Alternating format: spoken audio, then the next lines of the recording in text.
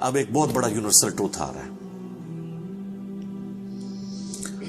سورہ النساء کی آیت نمبر 78 میں، اینما تکونو، تم جہاں کہیں پر بھی ہو، یدرکم الموت، موت تمہیں آ کر رہے گی.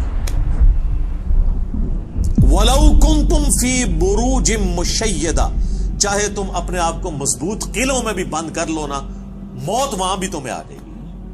موت سے کوئی بھاگ نہیں سکتا. یعنی دنیاوی طور پہ کوئی شخص مضبوط قلعے میں آ جائے کہ مجھے کو مارنے کے لیے اندر نہیں آئے گا، سر باہر سے تو اندر آنے کی ضرورت نہیں ہے، اندر جو کچھ آپ کے اندر ہے وہ آپ کو مارنے کے لیے کافی ہے. Heart failure, kidney failure, cancer, کوئی بھی بیماری لگ سکتی ہے. باہر کی ٹریفک کو تو کسی حد تک آپ مینج کر سکتے ہیں، لیکن جو اندر چل رہا ہے وہ تو اتنا کمپلیکس نظام ہے کہ ذرا سی بھی آپ کی صرف جو سیلز کی خلیوں کی ڈسٹریبیوشن ذرا سی بھی ڈسٹرب ہو جائے کینسر بن جاتا ہے. اس کے اوپر کسی کا کنٹرول ہے؟ کتنی ینگ ڈیتھس آپ آئے دن سنتے رہتے ہیں.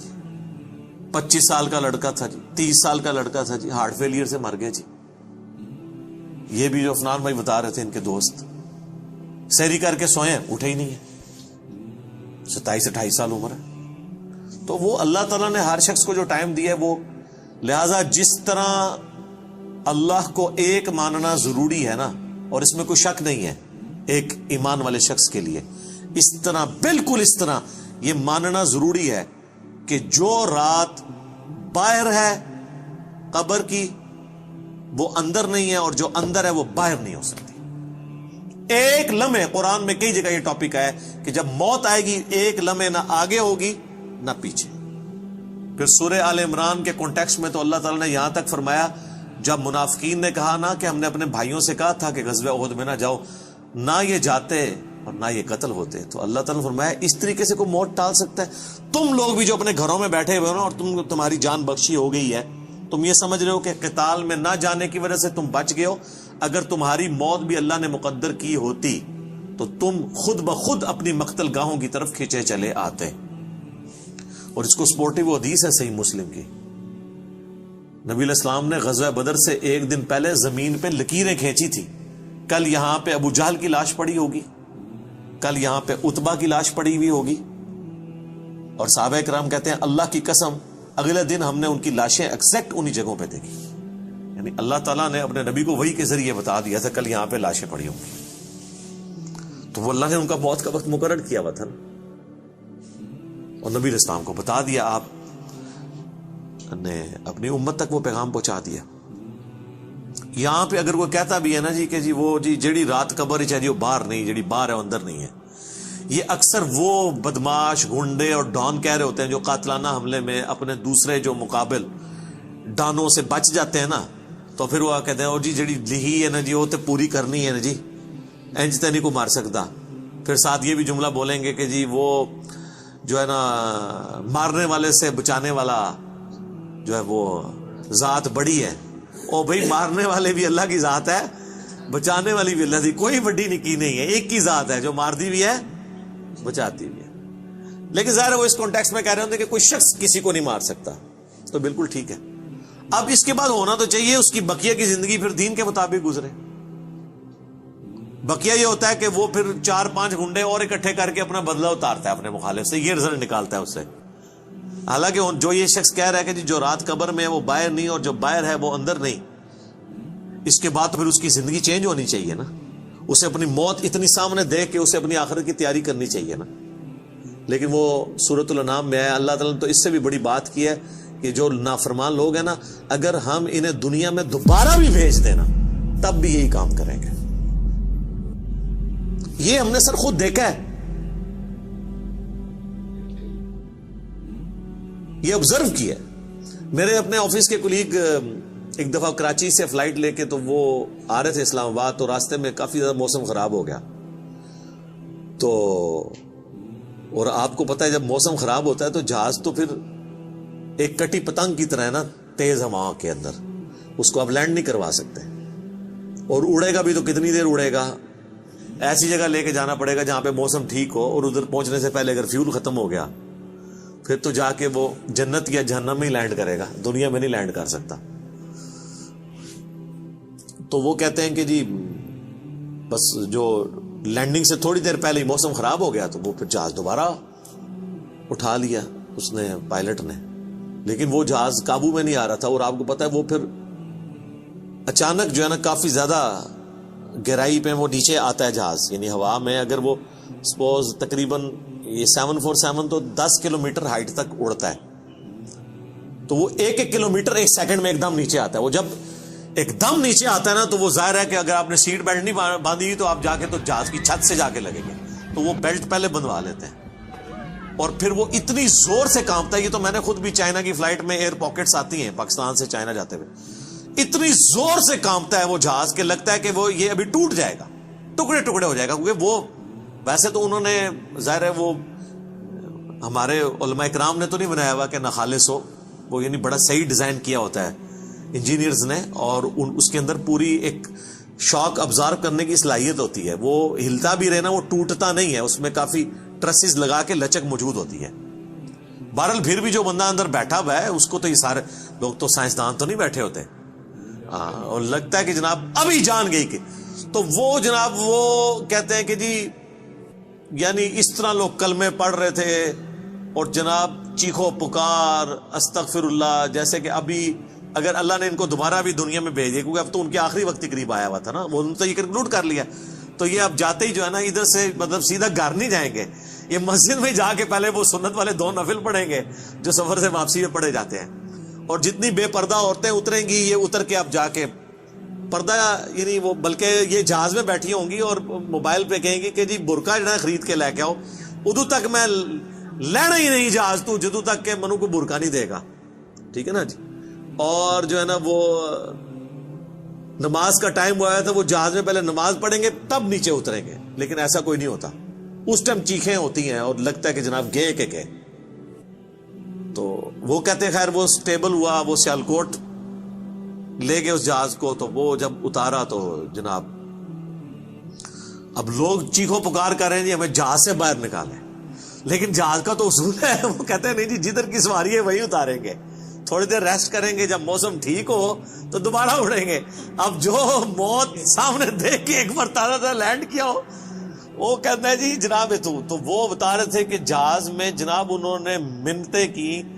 اب لاہور کی سواریاں تھیں جو وہ بھی کہہ رہی ہیں کہ جی آپ ہمیں یہاں پہ ہی اتار دیں, اسلام آباد پشاور کی سواریاں بھی تھی, وہ کہہ رہی تھی سیالکوٹ سے جناب ہم, کئی لوگوں نے کہا اسی پیدل چلے جائیں گے جناب, سانو لاؤ ہوئے تھے جہاز تو لاؤ تلے, ٹھیک ہے.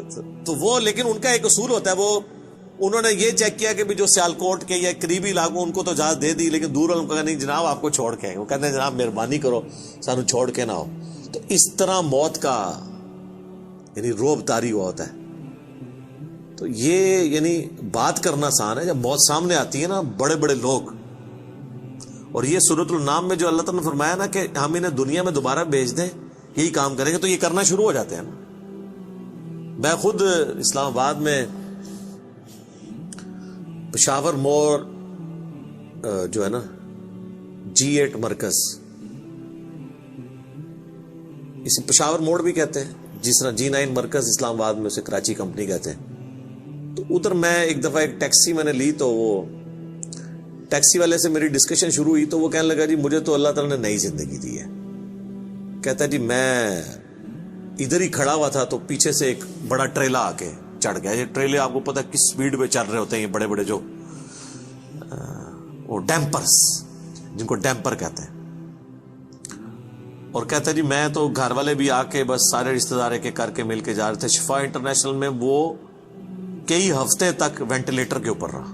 وینٹیلیٹر پہ اس طرح کے جو لوگ ہیں بہت کم ہی ہوتا ہے کہ واپس آئیں. پھر آہستہ آہستہ ریکوری ہو گئی, یعنی وہ تو موت کے منہ سے بلکہ نئی زندگی لے کے واپس آیا. تو میں نے اس سے پہلا سوال یہ کیا کہ اب تم مطلب زندگی کیسے گزار رہے ہو, نماز پڑھتے ہو, مسلمان ہو؟ کہتے جی ٹائم لگ جاتے پڑھ لیتی ہے. تو میں نے کہا صدق اللہ العظیم, اللہ نے سچ فرمایا, اگر ہم انہیں دنیا میں دوبارہ بھی بھیج دینا پھر یہ وہی کام کریں گے جو یہ کرتے رہے. تو اتنا قریب سے بھی موت کو دیکھ کر لوگ جو ہے نا وہ پھر بھی یہ باز نہیں آتے اپنے حرکتوں سے. موت بہت بڑی حقیقت ہے. کاش اس پہ ہمارا ایمان بھی اس لیول کا ہو تو پھر انسان کا قبلہ درست رہتا ہے. آپ دیکھیں سورہ البقرہ کے سٹارٹ میں اللہ تعالیٰ نے جو ذکر کیا ہے اہل ایمان کا, اس میں کیا فرمایا؟ والذین یؤمنون بما انزل الیک, وہ ایمان لاتے ہیں جو اے نبی تمہاری طرف نازل ہوا, وما انزل من قبلک, اور جو نازل ہوا تم سے پہلے, اس پہ ایمان رکھتے ہیں. وبالآخرۃ ہم یوقنون, اور آخرت پہ یقین رکھتے ہیں. آخرت کے لیے ایمان کا لفظ بھی کافی نہیں, اللہ نے سمجھا یقین, کیونکہ قبلہ تبھی درست ہوتا ہے جب انسان کو یہ پتا ہو کہ میں نے مر کے کسی کے حضور اکاؤنٹیبل ہونا ہے, جواب دہ ہونا ہے. آج یہ جتنے لوگ کہتے ہیں نا جی جو قبر سے باہر رات ہے وہ اندر نہیں, جو اندر ہے وہ باہر نہیں ہے, یہ صرف ان کی منہ شگافی ہے. واقعی اگر ان کا یقین ہو تو آرام خوریاں کر رہے ہوں, لوگوں کا مال لاحق طریقے سے ہڑپ کر رہے ہوں, اللہ تعالیٰ کے حقوق کو پامال کر رہے ہوں, ماں باپ کے ساتھ بے سلوکی والا معاملہ کر رہے ہوں, بچوں پہ ظلم کر رہے ہوں, بہن بھائیوں کی جائیداد دبا رہے ہوں, معاشرے کے لیے ناسور بنے ہوئے ہوں, ایسے لوگ نہیں, پھر تو ان کو بالکل سیدھا ہو جانا چاہیے. تو بات کہاں سے شروع ہوئی تھی کہ اللہ تعالیٰ فرما رہا ہے کہ تم اپنے آپ کو مضبوط قلعوں میں بھی بند کر لو نا, تب بھی موت تمہیں آ کر رہنی ہے. موت کو کوئی ٹال نہیں سکتا, کیونکہ موت تو اللہ تعالیٰ نے بھیجنی ہے. اللہ کے پاس تو کروڑوں آپشنز ہیں. ایگزٹس تو ہر شخص کا اس دنیا سے لکھا ہے, خواہ ایئر کریش میں ہو, چاہے ہارٹ فیلئر سے ہو, خواہ کسی شیر کے پیٹ میں جا کے ہو, خواہ کڈنی فیلئر سے ہو, خواہ کسی روڈ ایکسیڈنٹ میں ہو, ہر بندے نے دنیا سے جانا ہے اور وہ طے ہے, اس سے آگے پیچھے نہیں ہوگا. البتہ جو قاتل کو ہم سزا دیتے ہیں اس لیے کہ قاتل جو ہوتا ہے اس کو اللہ تعالیٰ نے یہ کام کرنے سے منع کیا ہوا ہے, وہ اس کی وجہ سے اسے سزا دی جاتی ہے. اس وجہ سے نہیں کہ وقت سے پہلے اسے قتل کر اس نے مار دیا, کیونکہ اس نے مارا اپنی ویل سے ہے, نافرمان, اس کی تو موت آنی تھی. اور اللہ تعالیٰ کو تو اپنے علم سے یہ بھی پتا ہے کہ کس نے کیا کرنا ہے, لیکن اللہ نے کسی کو پابند نہیں اپنے علم کا کیا کہ تو نے یہ کرنا ہے, بلکہ اللہ نے مستقبل کو فورس ہی خود ہی کیا ہوا ہے. جس طرح ایک استاد جب کسی نالائق شاگرد کو پیپروں سے ایک ہفتہ پہلے کہتا ہے کہ پتر تو فیل ہو جانا ہے, اور وہ فیل ہو بھی جائے, تو اس استاد کو آگے نہیں گلا کر سکتا ہے وہ اسٹوڈنٹ کے, سر جی تھوڑی زبان بڑی کالی ہے, تسی کیا سی تا میں فیل ہوئے, میں نے بڑی محنت کی تھی. نہیں, تو اللہ تعالیٰ کو تو ڈیوائن علم بڑا کامل ہے, وہ مستقبل کے بارے میں فورس ہی کرتا ہے. اب رہا یہ معاملہ کہ اللہ نے ہمیں اس آزمائش میں ڈالا کیوں ہے, تو وہ اللہ نے اس کو بیان کر دیا. لا یسأل عما یفعل, اللہ کو کوئی نہیں پوچھ سکتا کہ اس نے یہ کیوں کیا. وہم یسألون, اور اللہ ہر ایک کو پوچھے گا.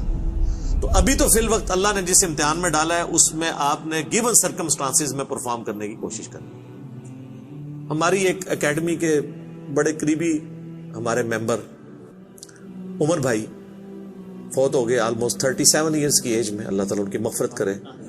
اور ماشاءاللہ انہوں نے اپنی ینگ ایج کے اندر اپنے عقیدہ توحید کی اصلاح کی, اپنے گھر والوں تک اصلاح پہنچائی, اپنے والدین تک پہنچائی.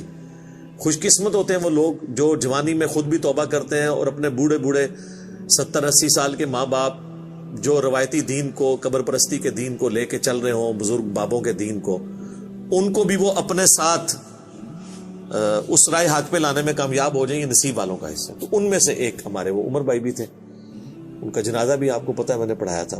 جیلم کی تاریخ میں چند بڑے جنازوں میں سے تھا, وہ ہزاروں لوگ اس میں شریک تھے.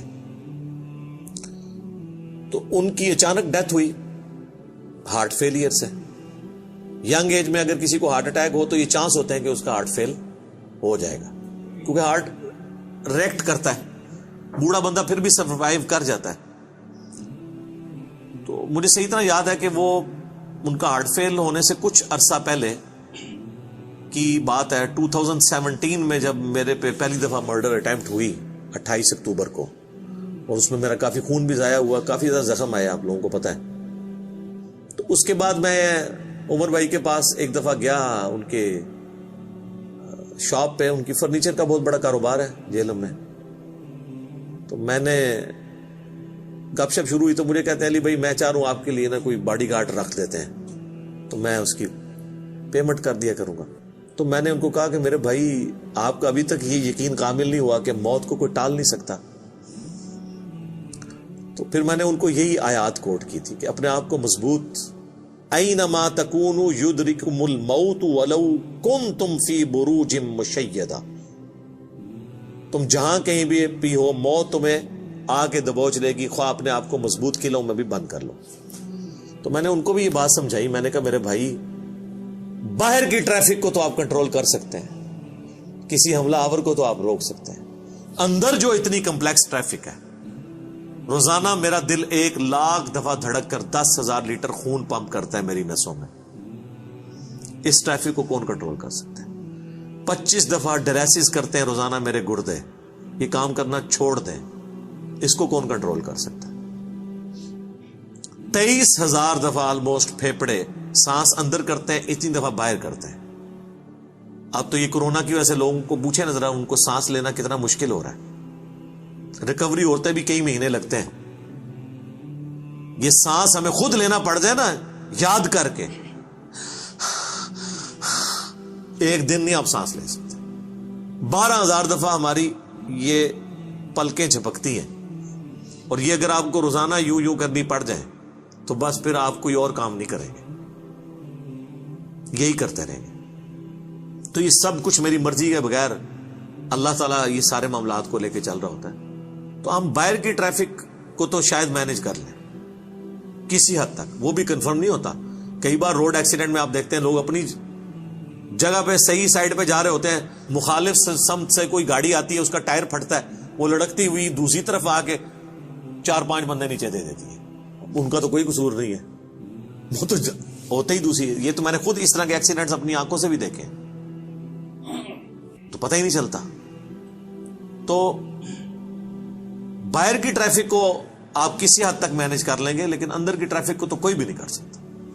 اور دیکھیں کچھ عرصے کے بعد ان کی اندر کی ٹریفک ہی فیل ہوئی اور دنیا سے چلے گئے. اللہ تعالیٰ ان کی مغفرت کرے، انہیں نیک کاموں کا اجر دے، ان کی برائیوں سے درگزر کرے، اور ہمیں بھی اپنی موت سے پہلے قبر و آخرت کی تیاری کرنے کی توفیق عطا فرمائے. اللہم من احییتہ منا فاحیہ علی الاسلام ومن توفیتہ منا فتوفہ علی الایمان. آمین.